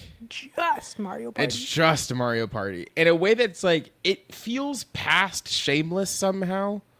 I don't know how it's like post Shameless. Like they just were like, we're gonna just make a Mario Party, and then they said okay, and then they made a Mario Party. There's nothing to say about it. It's fast. I will say it is really quick. The things that they do change is that the turn order is not dictated at the beginning of the game. It is dictated by your placement in the mini games. So it's different. It could be different every single time. So if you place in first in the minigame, then it is immediately your turn. If you're second in the minigame, then it's next. And then it rotates every single round. We got through a full game in 45 minutes. God bless. And that felt awesome. Like it was. There's nothing worse than being trapped in a Mario Party game that you no longer want to participate in. By the time I was done, the game was over. Yeah. And I was like, sick. Like that. Perfect. That's exactly how it should go. And there are options, obviously, if you're a sicko and you want to be in there for 2 hours. I'm sure you could be. But when we sat down, we played the game for 45 minutes. I understood the breadth of the game, which is it's just Mario Party. And then we walked away, and I felt like I understood. What's your mini games rating? The mini games were all right. There was one mini game that was just trials, which I thought was cute. There's another one where it is also kind of just trials, except you're driving a forklift and there's 9 Lego bricks on the end of the forklift, but the map is hilly. And your goal is to be both in front and have the most bricks on the forklift. It's the spoon egg race. The spoon egg race, yes. So that was good. There was another one where you were driving a cart from point A to point B, and there were obstacles on the course, but you controlled the vehicle via the face buttons. So like triangle and circle controlled the front wheels, and square and X controlled the back wheels, and you had to navigate your way through the map that way. It's just they're going to sell 1 billion copies of this. And I hope they do. I hope they do. The nice Australian man whose game I think it is was very excited to have people be playing it. And I always like that. Oh yeah. I'm sure that team has been in a freezer for the last 2 years, just making the game, not allowed to talk to a single soul. Yeah. Not allowed to talk to anybody. So it's like, I think that like, for as many problems as I think I have with Monsieur Keeley, and I think actually a lot of this is I am 8-bits doing, so I don't know how much credit to give him, but how much negative credit? Well, no, positive credit. Like, I see what you're saying. I think like there's, in a way, I only went to one E3, but I've been to a bunch of PAXs, and I like have been around these E3s, and I've listened to the way that people talk about them. At E3 in the past, you were not, unless you were in a closed door meeting, You were not next to the people who made the video game. Yes. With play days, because it is so small, because the space is so small, you can see every other game on the floor. You are sitting next to the person who made the game. Like, the PR person is around for sure, but like, I sat next to the Toem 2, the people who were in that video for Toem 2, like they were next to me. When I played Escape Academy 2, which I'll talk about in a second, like, Jacob, one of the lead producers on the game, the person I was sat next to got up in the middle of it because I had a different appointment. So Jacob, who was lovely, sat down and like was like, I won't give you any hints, but I just kind of want to watch you play the game. And I was like, absolutely. And we chatted about the game, and it was really, really nice. So again, I talk about this because it was really awesome to see that team be excited about people having a good time playing the video game that they had been working on. Yeah. Because it was definitely the crowd favorite. It was the one that was getting like people yelling and screaming and cheering because it's Mario Party. There was something to win. You could win candy and Tim Tams, and I got Tim Tams even though because I asked nicely, even though I didn't win. But the thing that you won was a very small Lego trophy, like a gold Lego trophy, and I was like how nice. Like, when you activate in these kinds of ways, I do think it kind of goes. And then the last game I did was Escape Academy 2, which is a game I did not know existed. That was like the first true surprise for me of the weekend. I love Escape Academy 1. It is an all-timer for me. I think we are getting maybe out of the little lurch that we were in for maybe 10 or 15 years where there were no good couch co-op games. And I think we might be turning that corner a little bit. That's something we said while watching SGF. I think when the other Lego game, I think it's called Mini Ventures, which is a couch co-op game, which is that for some reason it took until Hazelight got famous, but the mainstream gaming industry seems to remember that people actually like playing games together. And in fact, that's the only reason most people play video games. Is to be social and to be a part of a thing. Yes. And it seems as though we've remembered that all of a sudden. Yeah, which is great. So Escape Academy 2, if you haven't played the first Escape Academy, it is not to me doing promo for them, but I told my friends who really like escape rooms, they had no idea that it existed, and they went on the PlayStation Store. It's like $9. Go get it. It's a good game. Really good. You can also play it solo if you want. You can play it by yourself, and it's still a great experience. Yeah, like, it's it not doesn't like you're feel missing incomplete. Out. Yes, but it is better with another person. Like most escape rooms. This game is all the stuff that you liked in Escape Academy, except it's like open world So you're on the campus and you can walk from point A to point B instead of teleporting from location to location like you did in the first one. And then there's puzzles in the open world that unlock more stuff and have little side quests. So you run around. So, for example, the main quest that we had was to get into the headmaster's office, and there was a big puzzle that we needed to solve for that. There were 3 things. It was like, go get books, go get your locker, blah, blah, blah, blah, blah. Once we got out of the first little room, they were like, okay, you can run around, and there were multiple people who had little quests. So one person wanted chocolate out of the vending machine, except the vending machine was Sudoku. So then you walked up to the vending machine and then you had to do a little Sudoku. I didn't do the Sudoku because I don't understand Sudoku, so I brute forced it. If there's one thing you know how to do, it's I not love Sudoku, brute but it is forcing brute forcing a puzzle. I'll brute force a puzzle every day. So yeah, I don't know. There's nothing particularly new. I think that format is different, right? Like, this is open world walk around, but like, if you like the first one, of it a lot. Yeah, you'll like, especially because I spent the first whatever chunk of my life when I did not have a console just playing escape room games on www.addictinggames.com. Good website. Good website. Escape rooms are good.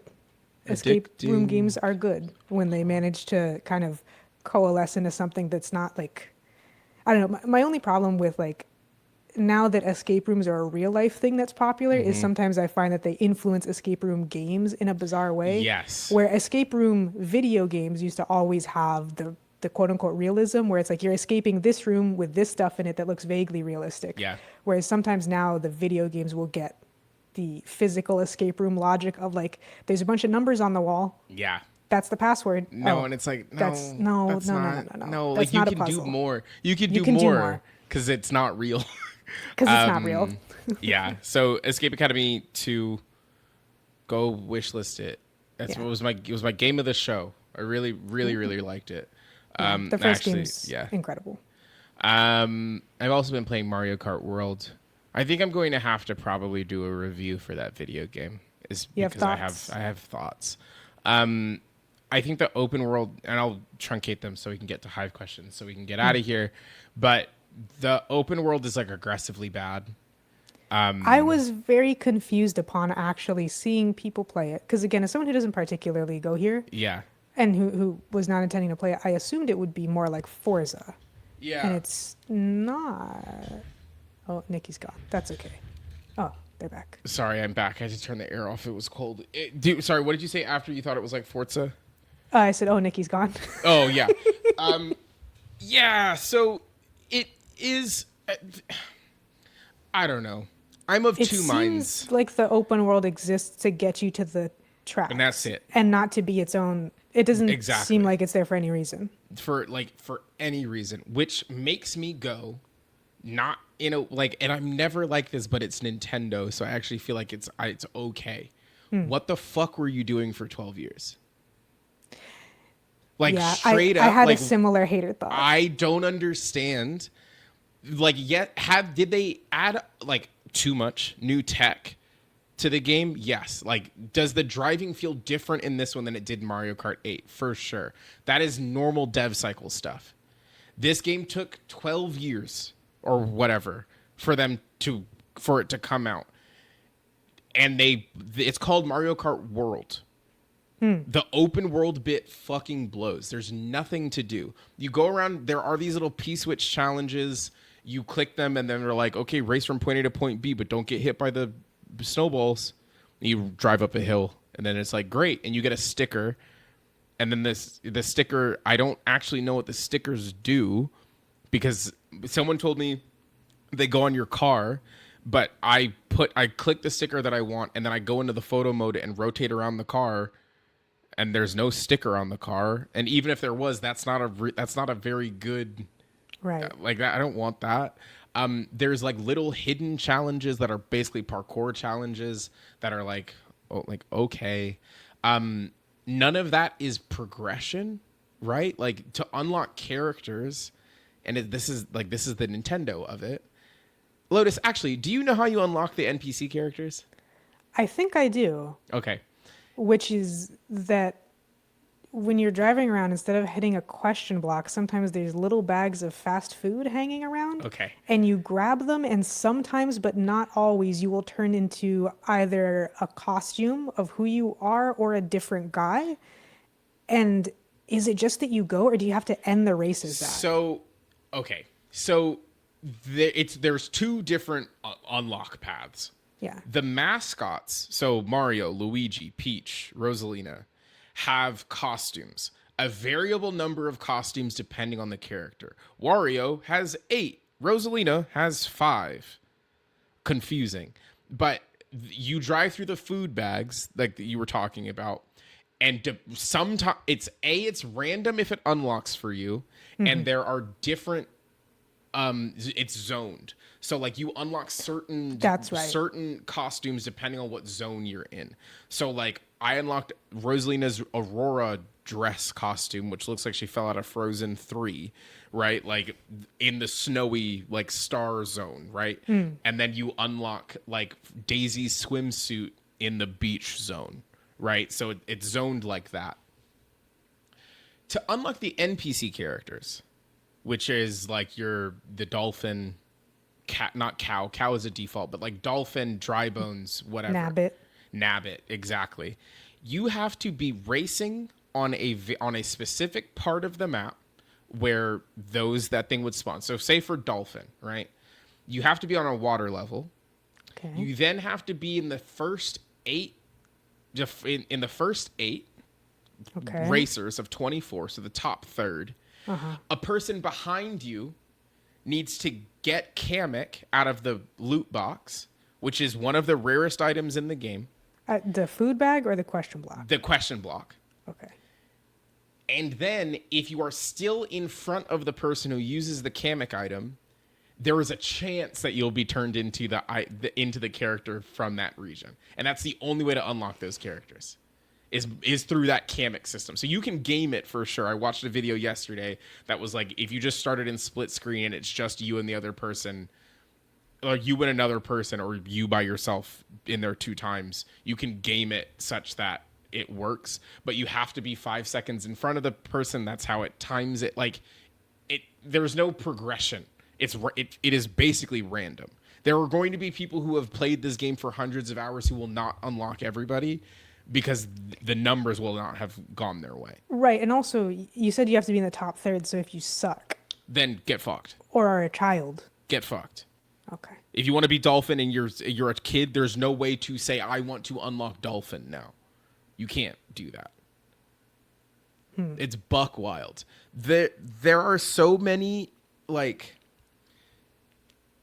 and I think this will probably be my last thing on it. There are so many new bits of movement tech. You can charge if you're going in a straight line and hold the jump button. You crouch down and you do a charge jump. Depending on how long you hold it for, the higher you go. Except when you're in the air, you do tricks like in the old Mario Kart, but you do tricks way faster, and you're in the air for way longer when you're in the air in this game, because the more tricks you do, the bigger the boost is by the time you hit the ground. You can also wall ride and rail grind, except unless you come at the rail from above or come at the wall from the side, you are expected to roll onto it. I cannot reliably get that animation, the barrel roll animation, to trigger, because when I do it, I end up doing a flat spin trick, and then I run into the wall, and then I don't actually drive onto the wall or drive onto the rail. I see. It feels really bad. The strange thing about the wall ride and the rail grind is, like, I'm sure that there's like some extremely cool out of bounds stuff you can do, but overwhelmingly they seem slower than just driving. So in the open world, yes. In the game, like in Grand Prix, it feels like you've gotta do it in order to get to win these races. And the thing that's, I think, especially frustrating, I'm thinking about like being 7 or 9 years old and playing this game, right? And you are really good at Mario Kart 8 because you've been playing it for as long as you've been alive. You then come to this game and you're watching the computer players do shit that is not taught to you. Right. There's no tutorialization, like literally none. There's a help button and it's a text guide that's like press A to drive, press right to jump. But the game doesn't teach you. At no point is it like, hey, if you're running up on a wall, you should probably roll onto the wall. I think what they wanted is that you play the game and you watch the CPU do this stuff. But it isn't clear how, like, it's not clear how they're getting onto accessing these things that is different than the buttons that you're pressing. I just don't think it feels very good. Also, it's an open world racing game where you have to drive off-road, and the penalty for driving off-road is so unbelievably stiff. It's slow. Yeah, you go so slow. And I'm like, And the game's already slower. And the game is slower. And like this isn't to say that the game is not good. Like I don't mean to say that like there are not highlights of this game. The scene where you unlock Rainbow Road is an all-time Nintendo scene. Like straight up, it's just an all-time Nintendo scene. But also, I've played so many of these, I know that somewhere in the background the game is like, okay, time to make the game fast and fun. And you can feel the dial turn. Because I was in, like, when I was at the back and all of a sudden nothing had changed, I felt all of the players come to the back and me lunge to the front so I could have it timed out for the music to hit where it was supposed to. And I was like, I don't know. I have thoughts and opinions more than that, but it's strange. I always find myself kind of being a Nintendo hater just because you can, and it's fine. No, it's fine. It's like, so fine if you are. One of the ones which is so like I try to never be this person, but I couldn't help but think of it when watching people play Mario Kart World, which is that this game takes forever to come out. Mm-hmm. It's the way it is. Mm-hmm. There's all the NPCs that you can play as now. None of Yep. them fit in the cars. No.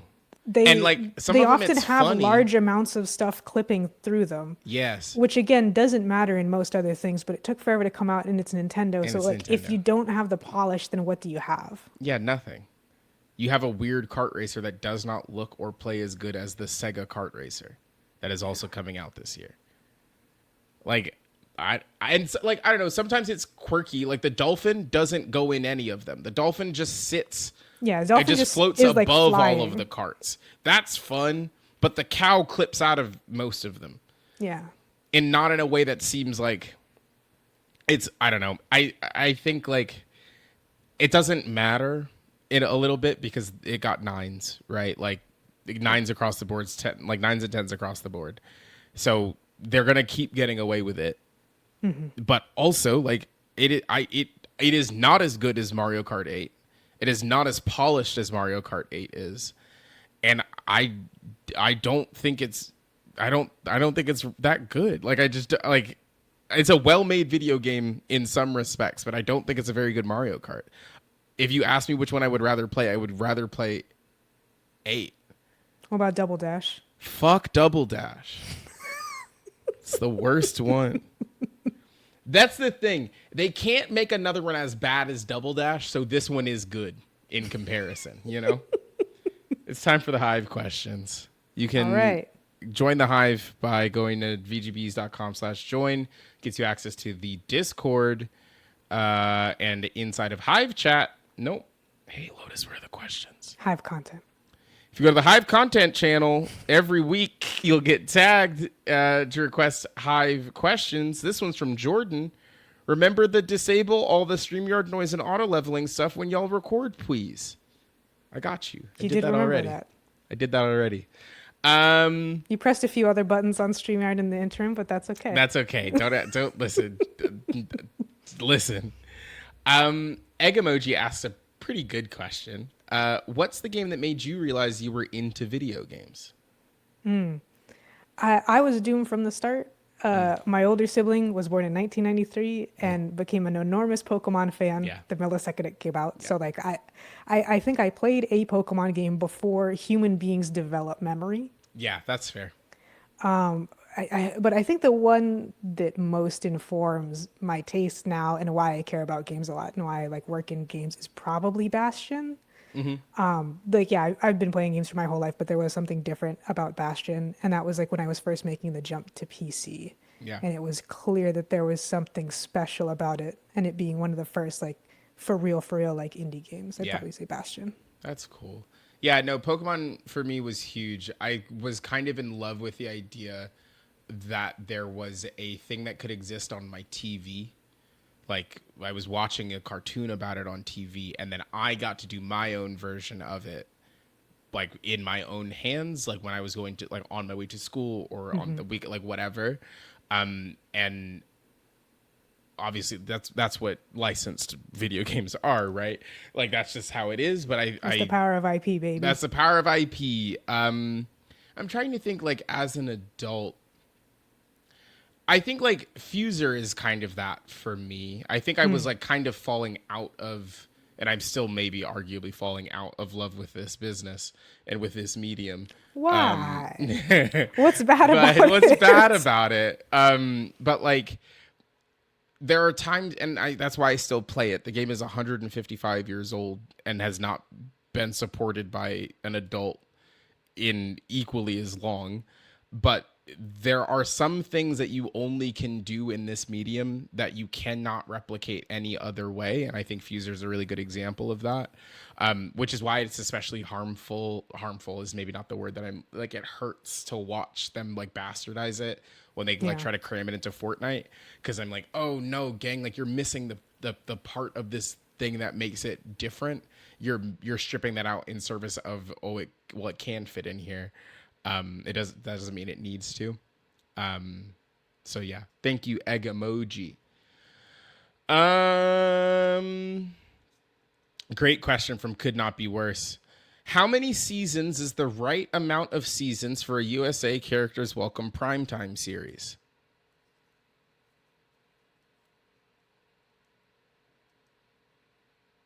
Six. Huh? Six. The answer is six. You want 6 6. seasons. You want them to hit 100 episodes for sure, but you want them to get over the 100 episodes. And if you're greenlighting a show on USA, they get like 18 to 20 episodes, depending. If you were Suits, you got like 22, which is good for Suits. But you want them to hit at least 100 plus a season extra. So usually that's 6 seasons. So, Lotus, you also agree? I don't watch TV. Yeah, definitely. Lucky Hyena asks, what is the best hospital or medical related video game of all time? If we're talking about it's hard not to say like the first one that comes to mind, which is Trauma Center, which is one of the dumbest games ever made. Yeah. In a good way. Yeah. I was my answer is Trauma Center. I thought I was going to see titty in Trauma Center so bad. I was like, there's no way for me to see titty. I'm a child. I want to see titty so bad. And there was a screenshot of it in like a Nintendo Power at the time that was like, you can do surgery. And I was like, does that mean they're naked? So I got my mom to get the game for me. Is that how that works? I'm sure I was let loose into the GameStop and then got it. Right, just had to be present at the checkout. Yes. And then there's no titty in it. So I was pissed. Those are horrific to play. Yeah, it's not a good. That's the other part. It's not a good game either. Yeah, I mean, there's like Surgeon Simulator. You can watch Joel's daughter die. That's fun, I guess. There's 2 Point Hospital. What are those that are like wholly doctor related? I don't know. What if I just type in hospital video games? No, I think we hit them all. I think we got all. Is there a Left 4 Dead level where you're in the hospital? Maybe.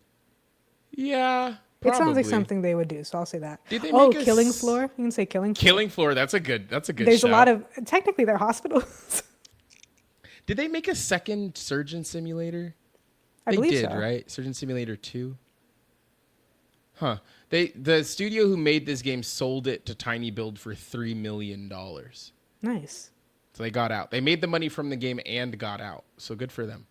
They should do Overcooked Operating Room. That would be fun. That would be fun. That's a really good idea. Do you want me to? I'll tell Jordan to cut that out. That's a really good idea, Lotus. That's a really good idea. Cut that out so I can go get $3 million from Tiny Build. Absolutely. No, they'll give it to you. They have it. They sure do have it. They absolutely have. They're still making money on Hello Neighbor, I think.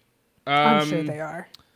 Let's see. Would you rather? This is from Jason Sans Argonauts.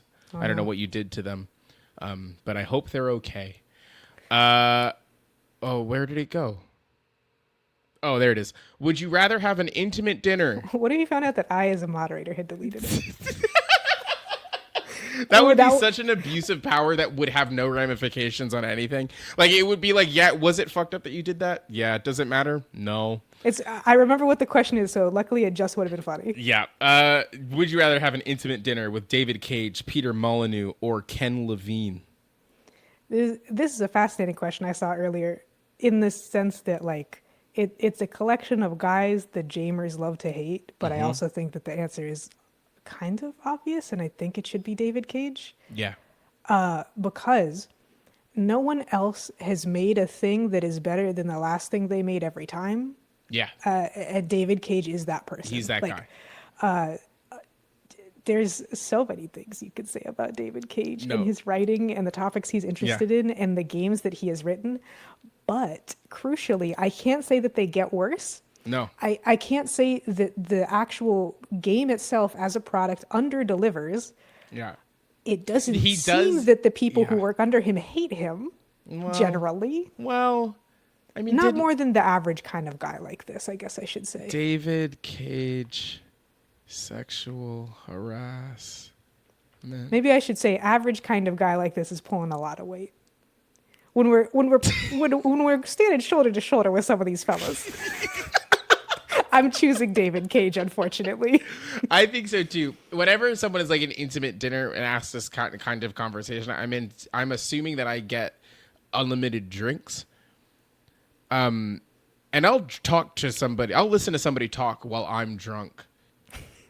Whenever, like it's actually one of my favorite activities is to be drunk while someone does push content to me. I think David Cage is the only one who, number one, first of all, woman. So probably the only one who would actually let me have a conversation. Yeah, no, that's huge. And then also, I think probably the only person who would have an interesting one about games and like the business. But what if we sat down with Peter and every single question we asked him was about the cube? It doesn't say how long the dinner has to be. In the sky. It could be like facade, and he just leaves. There's a giant cube. Look, in the sky. There's a giant cube. That was excellent. That was nuts. What was that? That's the Atomic Heart MMO? Yes. The Atomic Heart MMO, definitely not a battle royale, even though it looks like a battle royale. What are we doing? Very strange. They'll let you do anything if you are being funded by the Russian government. It's almost as if. It's almost as if, allegedly. Last one. What robot are you putting into Warframe? What is its cool ability? That's from Chris. Might be overestimating how much I remember about Warframe. It just could be any robot, I think. I'm more meant for the ability part. Oh. Any robot. Well, I think like you can maybe base the ability set off of the ability set that the robot has. Okay, let's do Metal Big the Cat from Sonic Adventure. Great, that's great. What is? I know that there's fishing in Warframe, so I think it should be like a Hanna-Barbera cartoon where he jumps very high into the sky and he becomes a cannonball. All of the water vacates upon landing, and then you just go and you pick up the fish. You just pick up the fish. That's great, Lotus. You walked into that question unsure, and you walked out with more clarity than most people on this planet. So yes, congratulations. Thank you. I want to be one of those delivery robots that drives on the sidewalk that I threaten to push over every time I see one. You play QWOP the whole game. Yeah, you kind of play QWOP the whole game, and like maybe your job is like they have cities in that game, right? And I think you're just a delivery guy. You're just the delivery robot. That sounds nice. The best part of MMOs is role playing is doing extremely mundane activities. Yeah, so I think that's what I would add to the game. That's it. Nice. Thanks, everybody. Thank you, Lotus, for subbing in on short notice. You're very welcome. Do you have anything? It's short notice, but 2 days ago I sure said, John's not going to be here, and John joked that I could take his place, so I think I'm going to be on the podcast. Yeah, that's good. That's exactly right. Do you have anything you want to talk about or promote? Not presently. You can follow me on Blue Sky at Lotus Loves Lotus if you so desire. Okie dokie. You can find me on Blue Sky at NikiGrayson.com. I have a newsletter called Make You Think. I finally got back into it. Thank you, Bob at Ghost.io, who asked me for a bunch of information, but did transfer the account to a different email address that I had access to. If you are in the VGB's community and you kicked me money after all of my shit got stolen, I am deeply appreciative. Thank you so much. Help. I bought the computer yesterday, so like I'm like legitimately grateful because I would have been asked out, as it were. Yeah, that's it. I think that's it. Well, John will hopefully be back next week. I don't see why he wouldn't be. But that's it. I have to play the music. Ooh, let's see how this goes. Which is in media assets, and then I click on this. I like the part where we switched places and never went back. Yeah. I was trying to move the mouse across the screen, and because it got stuck on the microphone cable, and I just yeeted it too hard while I was clicking. Okay, wait. I'm gonna turn the music up. Fuck. Now I understand why it sucks when John does it. Bye. Bye.